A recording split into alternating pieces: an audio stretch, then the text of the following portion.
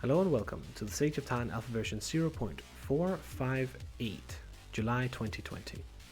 So to follow up on last time, where I had done touch up on various animations as well as making a new set for the grabbing, this time around I've been doing a lot of small stuff. So more touch up on animations, cleaning up faulty animations, changing sprites a little bit, doing some shader work, and doing a little bit of camera work, just to give the overview. Anyways, let's jump into it. So first things first, let's move over here, let's scale up our guy a little bit. Changes to sprites. As you may notice, or not, he now has indications of where his elbows are on both sprites, as well as for the knee. He also has a small amount of eyebrows. The reason for this is fairly simple. I just need to know which way the limbs are pointing. Because you could technically flip, like let's say the shin here, 180 degrees in this direction, so that the knee would point backwards. Beforehand, this was not handled, and now it is. So in the case I make something that is asymmetrical, it will always be pointing in the correct direction. It's basically it. Let me just reset. Right. In conjunction with that, I have been fixing up the issues with grabbing, where the limbs were not like pointing in the correct directions and the feet and all that was not like doing what it should. So now it is. We have the hand being very stable on the wall. We have the two other limbs like moving about as they will. The feet are now, this one like, kind of stands a little bit with both pressures in as well as down, which kind of looks good on both sides. This of course is true for all of the animations for grabbing as well as everything else really. So here's the right one. As you can see, it's the same, and the same thing goes for the top. Although, whoops. Oh, there we go. See if I can do it. Although one thing for the top here now, the legs are like looking way better than they did before, where they went full bow leg in under him, which didn't look that great. But the hands, I do kind of want to change them so that they are pointing a little bit differently. I did try to swap them around, but it kind of just made his wrist look as if it was broken. So I turned it back because it was like slightly disturbing to look at. But anyways, as you can see, perfectly fits as it should. So these are now like where they should be compared to last time. Anyways, so another thing that I have been working on, or reworking on in a sense, is the camera. This thing. Now, the reason why is I've tried to fix an older problem that I've been having, and while fixing it, I realized that this problem is it's more than what I can solve. So, anyways, let me show what it is, first of all. So, basically what the camera can do is that it can move perfectly smoothly, but if you do it, there is an issue that will cause seams between all of the tiles. So like there could be a small line here where you could see. I think I have it shown in some of the older videos.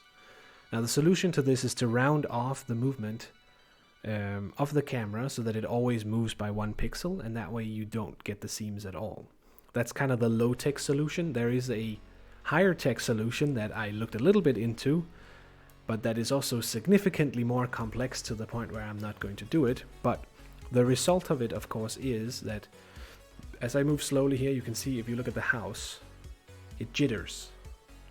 And I try to solve the jitter, but it's the problem that I have found for the game is like the same problem that like games back in the 90s were having as well, with low resolution frame rates, or not low resolution frame rates, but low resolution textures.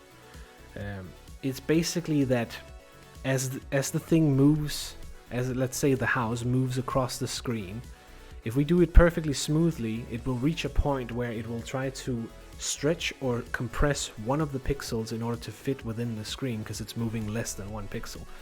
I can't really explain it super well. It's a very complicated problem.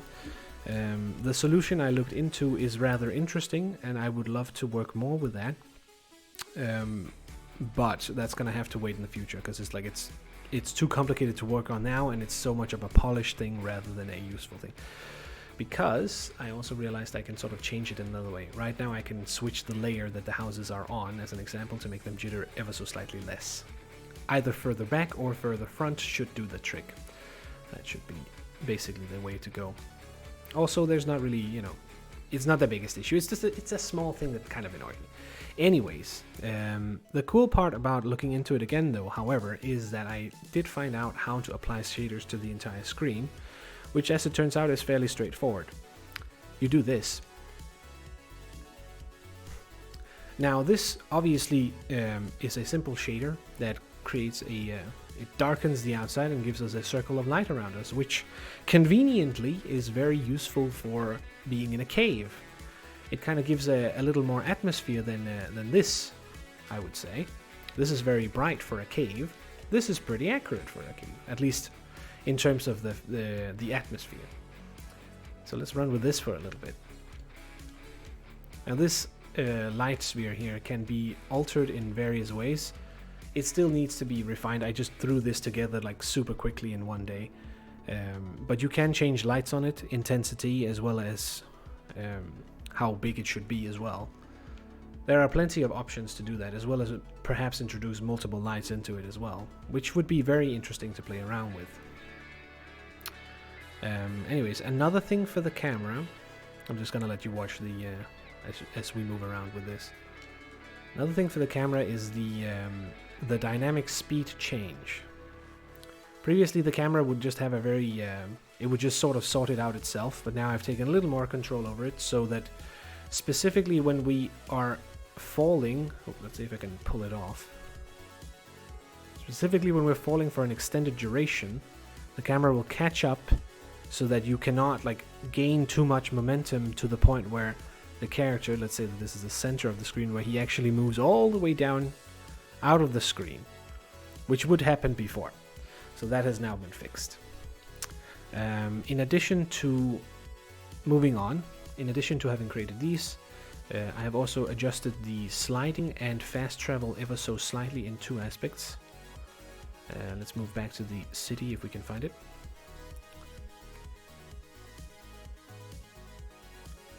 I think it should be here. There we go. Oh, he hit me.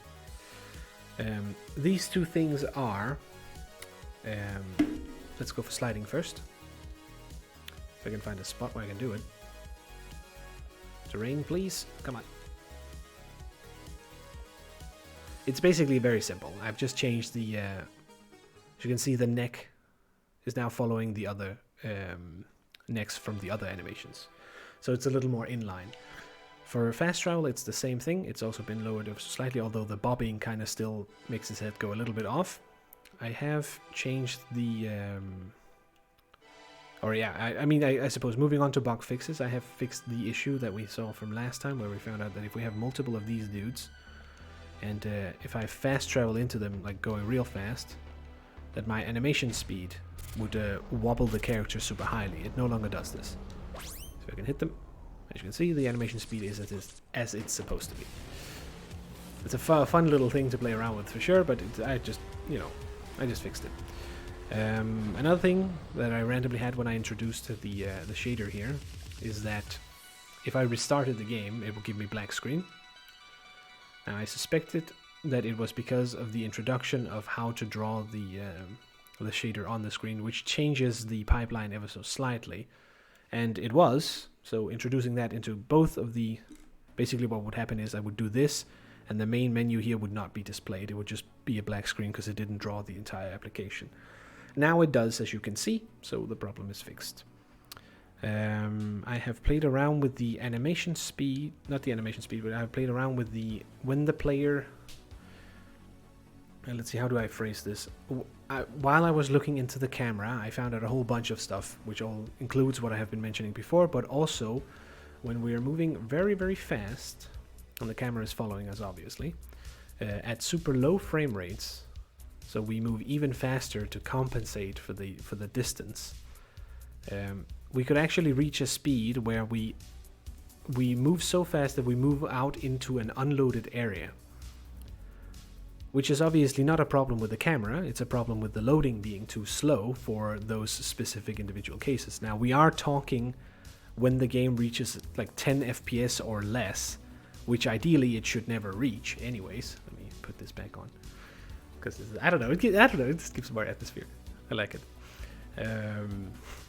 So that issue is not something that occurs all that often. I've put it into pending for now, just because it's like it's cool to look into, but it's not ultimately not that big of an issue.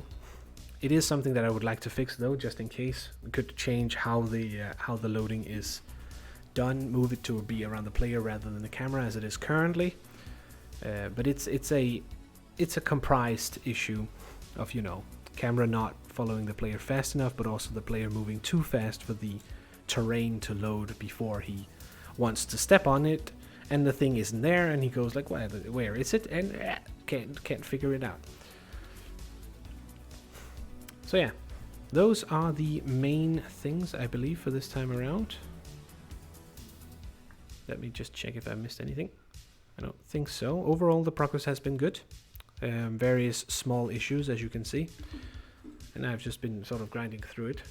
Next up will be possibly working a little bit more on the shader, as well as, let me do this.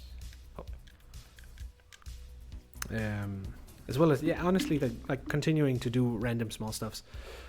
I have been thinking about doing more, trying to actually make more units that are a little more interesting than the ones that I have, but I also want to look into the whole I have to throw a stone thing. It's about time we get into that. Not gonna promise anything. I'll see where it goes. That's how I do it. Anyways, as a final thing, a random shout out to Deeks Teal. I am at 11 subscribers, so I'm sorry I missed it. but there you go, sir. We have just reached 11, so that's like kind of close enough.